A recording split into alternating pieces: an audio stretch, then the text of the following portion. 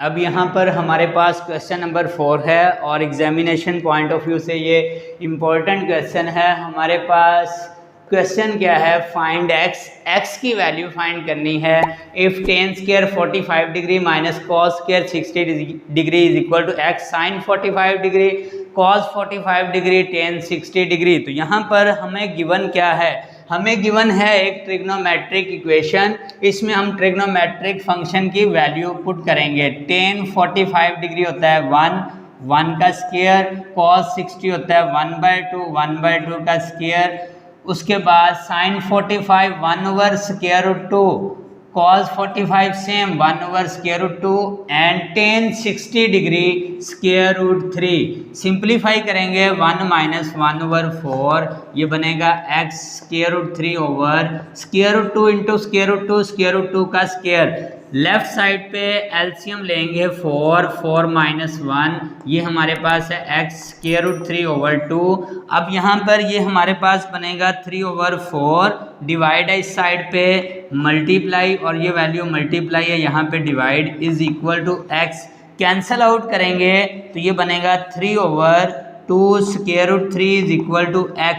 अब इस 3 को हम राइट कर सकते हैं because √x whole square is equal to x, therefore √3 whole square is equal to 3। It means हम 3 को राइट कर सकते हैं √3 का स्क्वायर जस्ट सिंप्लीफाई के लिए।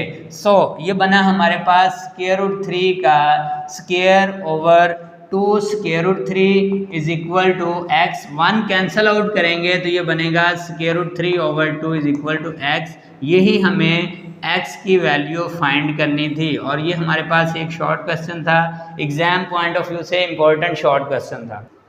अब यहाँ पर हमारे पास क्वेश्चन नंबर 5 है, find the value of trigonometric function of the following quadrantal angle.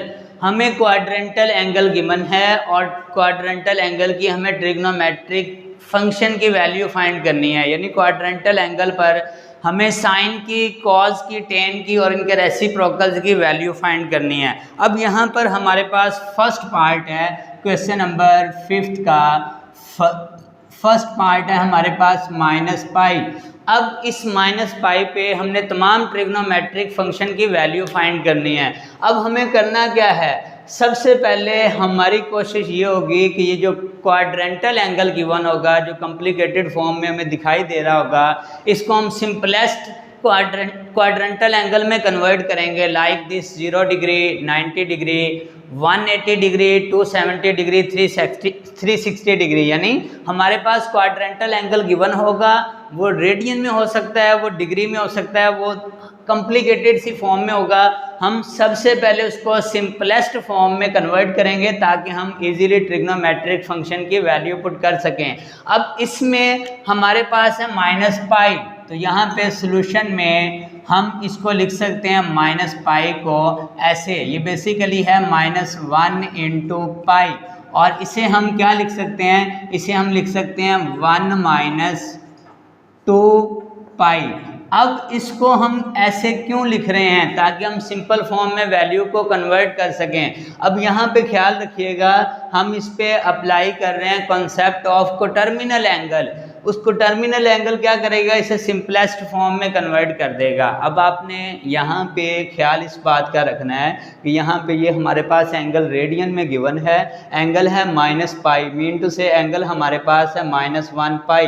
अब -1 पाई को हम लिख सकते हैं 1 - 2 पाई। अब इसमें हमने ख्याल क्या रखना है, हमने ख्याल ये रखना है कि यहाँ पर फर्स्ट जो हमारा नंबर होगा ये पॉजिटिव नंबर होगा और ये जो हमारे पास प्लस या माइनस के बाद सेकंड नंबर होगा ये हमारा इवन नंबर होगा। और ये हमारा इवन नंबर इस तरह एडजस्ट करना है हमने कि अगर यहाँ पर पाई के बजाय π/2 आता तो जब हमने इसको डिवाइड करना था तो हमारा आंसर भी इवन नंबर ही होना चाहिए।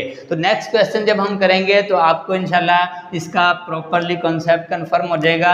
अब अगर मैं इसे मल्टीप्लाई करता हूँ तो ये हमारे पास है π - 2 पाई, यानी इस -पाई को हम लिख सकते हैं π - 2 पाई। और यहाँ पे by definition of terminal angle the value of trigonometric function minus pi and pi are same because angle minus pi and pi are coterminal angle. तो यहाँ पर हम ये मेंशन करेंगे because minus pi and pi are coterminal angle, coterminal angles, therefore the value